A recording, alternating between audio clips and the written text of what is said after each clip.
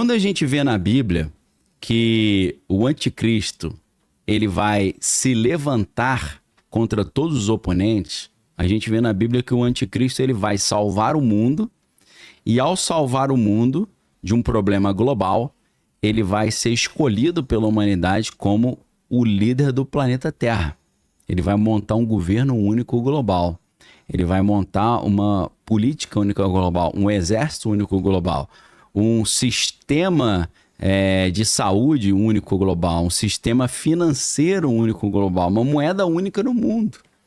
Então, para fazer isso, ele precisaria de uma tecnologia monumental para conseguir gerenciar o mundo inteiro, né? Em todas as áreas, inclusive nas finanças. E aí a pergunta que fica é, a tecnologia hoje capaz de fazer isso? Por incrível que pareça, principalmente, se a gente for começar agora a pensar nas tecnologias do anticristo, a própria Palantir Technologies. Por quê? A Palantir Technologies foi fundada pelo Peter Thiel, que é o bilionário aí que criou o PayPal junto com o Elon Musk, e tudo começa no PayPal.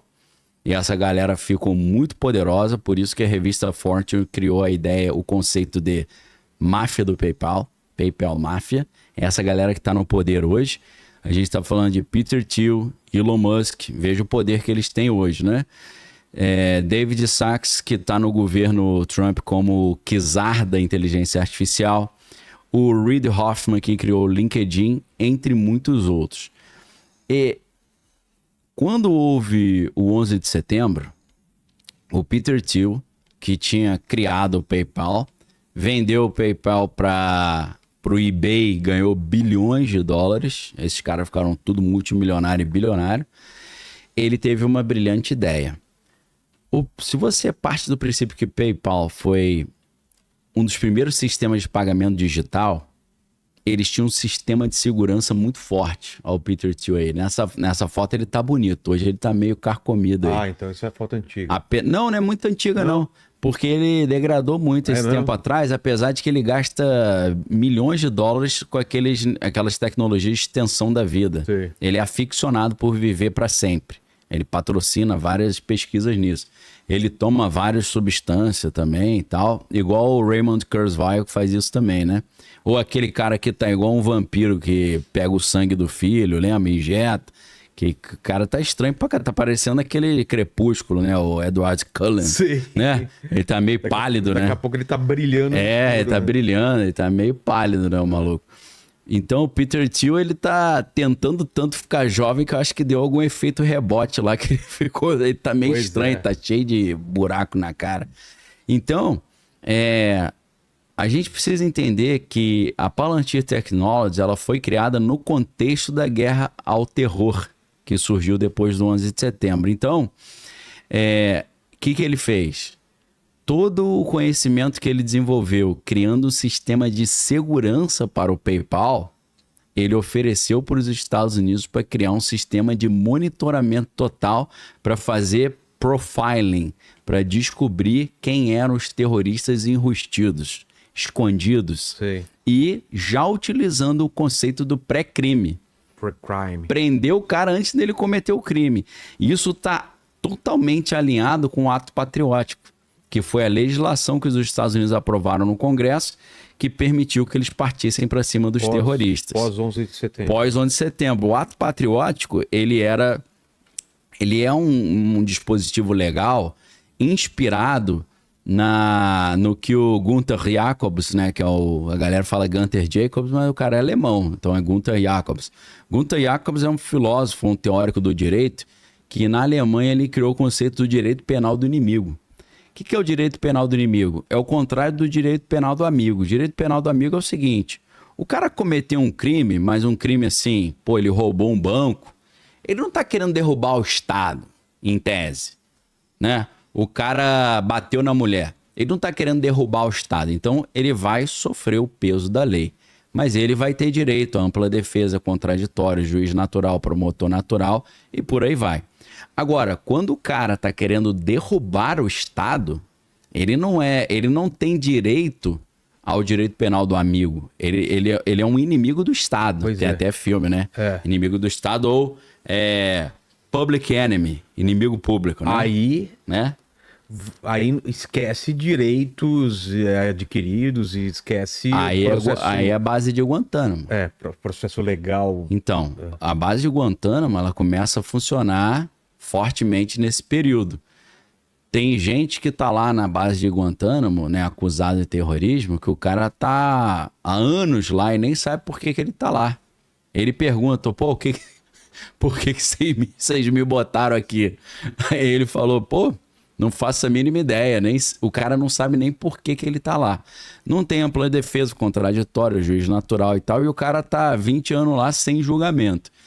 Então, para você montar um projeto desse, né, tanto legal, penal, jurídico, você precisa de um sistema de monitoramento total também. Então a Palantir surge nessa hora para fazer esse serviço. Em nome de lutar contra o bicho papão do terrorismo islâmico, a gente vai atropelar as liberdades e a privacidade vai olhar o que está todo mundo fazendo. Mas você não acha que as redes sociais já são um caminho para isso? Lógico. Porque a gente vê em livro como 1984, vê vários livros onde o Estado te obriga a fornecer dados ou te oprime. Isso. E aí a gente nunca imaginar que a gente, de livre e espontânea vontade, ia dar esses dados, ia dar todas as características de graça nas redes sociais. Todo o nosso comportamento está rastreado, os caras conseguem prever tudo. Exato. Mais do que a gente nas nossas possíveis ações. O cara tá triste, tá triste, tá feliz, tá casado. O Facebook surgiu, o que você tá pensando agora? Você fala, pô, irmão, já foi lá dentro. Exato. Se nem te olhar a tua expressão facial, o que você tá pensando? Aí o cara que tá de bobeira fala, tô pensando em fazer alguma coisa contra o Estado. Então meio caminho tá andado já para os estados agora se apropriar desse banco de dados infinito. Total. Não, eu vou mais fundo. Eu pergunto para você. Mas só para ligar, tem esse banco de dados. Sim. Agora vem a inteligência artificial que consegue analisar, estudar esse montar big perfil, data, montar perfil, prever o futuro. Ou seja, aí agora o que falta? Só um computador quântico que consegue fazer isso de uma forma instantânea. Pô, papum. Agora a pergunta que eu faço e você tá perfeito no comentário, até me ajudou aqui, que eu lembrei de que as próprias redes sociais podem ser tecnologias do anticristo. Quando que as redes sociais se consolidam e se tornam célebres? Quando que o Facebook é criado de fato? É claro que a galera assistiu o filme A Rede Social. Tá aí a dica pra vocês, né? Pô, que filmaço. Que os escribas aí nos ajudem aí anotando. Um brasileiro faz parte, né, da criação. Pô, você acredita... É o Eduardo Saverin, né? Você acredita que eu... Cara, como você consegue lembrar todos esses Pô, e não... Não é, e cara, eu assisti o filme e eu nem lembro o nome do... Eu não lembro nem o que eu comi ontem. O nome eu lembro. Era até aquele Garfield. O Homem-Aranha, né? O Homem-Aranha que fez o papel dele, do brasileiro, né? E tem uma briga de tribunal. O Justin Timberlake no filme faz o papel do cara que... esse eu esqueci o nome, que era o dono do Napster. Verdade, entendeu? Verdade. Que é o cara que fala pra ele que era The Facebook, né? Começou como The Facebook. Tira esse D, é só Facebook. É só Facebook. E agora, Vilela, se eu te disser que assim como o Peter Thiel criou a Palantir nessa época para ajudar o governo americano para arrebentar com todo mundo, arrebentar, você vê no livro do Netanyahu, terroristas internacionais e os domésticos. O terrorista doméstico é o cara que não quer que você seja o presidente. Pô. Não? Que discorda do que você discorda da tua opinião. Então, aí ferrou, meu irmão. Porque se... Pode colocar um carimbo de... Porra, se discordar de opinião é terrorista, ferrou, meu irmão. Mas, infelizmente, o plano é esse. E se eu te disser, Vilela, que a Palantir Technologies foi criada pela CIA... Porque a CIA tem uma incubadora de empresas chamada IN, tracinho, letra Q, tracinho TEL, InQtel. In-Q-Tel. In-Q-Tel. Qual é a brincadeira aí desse? Eu acho que... Cara, não sei. Eu acho que tem a ver com inteligência e tel de distância. Entendeu? Alguma coisa assim. Então, a In-Q-Tel, depois que a CIA começou a ser investigada pelo Congresso americano, o que a CIA fez? A CIA passou a patrocinar novas empresas de tecnologia, porque a CIA queria ter acesso às tecnologias de ponta para usar, teoricamente, em defesa da segurança nacional americana. Então, a In-Q-Tel patrocinou a CIA e tem mais impressionante do que tudo. De 2003, quando a Palantir Technologies foi criada, até 2008, a CIA era a única cliente da Palantir. Então, a Palantir é uma ferramenta de espionagem, de monitoramento de dados e de criar perfis de potenciais criminosos e fazer o pré-crime. E se eu te falar que o primeiro investidor do Facebook foi o mesmo Peter Thiel que criou a Palantir? É mesmo? Você falou, é a mesma coisa que a rede social. Literalmente é a mesma coisa. Eles estavam fazendo as duas coisas ao mesmo tempo. O Facebook já tinha crescido suficiente ou lá no comecinho? Não, o Facebook... confere pra mim se é 2003 ou 2004. Quando eu que sei ele entra na... É 4 de fevereiro de 2003 ou 2004. Acho que é 2003. É bem no começo. Só que aí a gente tem que andar um pouquinho atrás. Eu só quero conferir o ano pra não falar bobagem. Como que ele acha lá? Facebook, data da fundação, data da criação. Aqui fala que foi em 2004. 2004? E fala o dia também? Não é 4 de fevereiro? 4 de fevereiro de 2004. Precisa saber o dia, sabe por quê? Porque olha só, quando aconteceu o 11 de setembro, o governo americano criou um negócio que é a sigla TIA, que é Total Information Awareness. Era um projeto para eles terem acesso a todas as informações possíveis para achar quem é o terrorista doméstico ou internacional dentro dos Estados Unidos. E é claro que isso para montar um governo tirânico para ninguém ter opinião diferente, estilo 1984 de George Orwell. Dentro desse plano, a CIA criou um projeto em 2001 que durou de 2002, na verdade foi 2002 a 2004. A CIA criou um projeto chamado LifeLog. Tenho certeza que ninguém nunca ouviu falar nisso, ou quem ouviu, parabéns, medalha de honra ao mérito para você. Aí, ponto de participação. O projeto LifeLog era um dos braços do projeto Total Information Awareness, saber de todas as coisas. A ideia era exatamente isso, monitorar todo mundo para montar perfil de cada um, ver o que está todo mundo escrevendo na internet, comprando na internet, vendendo na internet, para descobrir quem é o terrorista escondido. Só que aí isso caiu no ouvido do Congresso americano. O Congresso americano chegou e falou: vocês estão, em nome de lutar contra o terrorismo, atropelando a privacidade das pessoas, pô. Você está espionando e-mail das pessoas, você está espionando mensagem instantânea. Isso está errado. O Congresso forçou o governo americano a encerrar o LifeLog. LifeLog é o cara ter um banco de dados de cada ser humano. Da vida dessa pessoa. O LifeLog foi encerrado no dia 3 de fevereiro de 2004. O Facebook foi inaugurado no dia 4, no dia seguinte começou o Facebook. Ou seja... Com patrocínio da CIA também. Sondando os jovens talentos das universidades. As universidades americanas sempre tiveram diretamente relacionadas com o Pentágono e com o governo americano. Então, o Facebook é o LifeLog versão privada, tá? Quem desenvolve essa teoria? Essa teoria está muito bem descrita num artigo brilhante da Whitney Webb. Whitney é igual Whitney Houston, com WH Whitney. Vou pedir para a galera, se puder, abrir. O nome desse artigo é The Military Origins of Facebook. As origens militares do Facebook. Whitney Webb, nesse artigo, As Origens Militares do Facebook, ou The Military Origins of Facebook, ela mostra as origens militares não só do Facebook, mas de todas as redes sociais. Porque a Universidade de Stanford é do lado do Vale do Silício ali e está diretamente relacionada à Intel e à CIA. E a CIA já estava montando um plano de ter buscadores na internet. Então, um russo chamado Sergey Brin e um americano chamado Larry Page estavam estudando na Universidade de Stanford, receberam patrocínio da CIA para fazer o Google. Então, as redes sociais, desde o seu nascimento, já são um projeto desse, uma espécie de tecnologia do anticristo, para poder monitorar tudo, montar perfil e daqui a pouco perseguir quem não concordar com o sistema.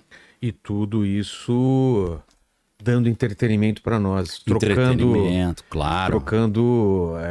Dando migalhas para gente. Migalhinha. E o que a gente dá para ele, eu sei que é bobagem falar isso, porque quem tá em casa fala, porra, mas que interessa pro Facebook ou pro Instagram as minhas paradas, onde eu almocei, onde jantei? Meu, você não tem ideia quanto isso é valioso, cara. Pô, demais. Não é?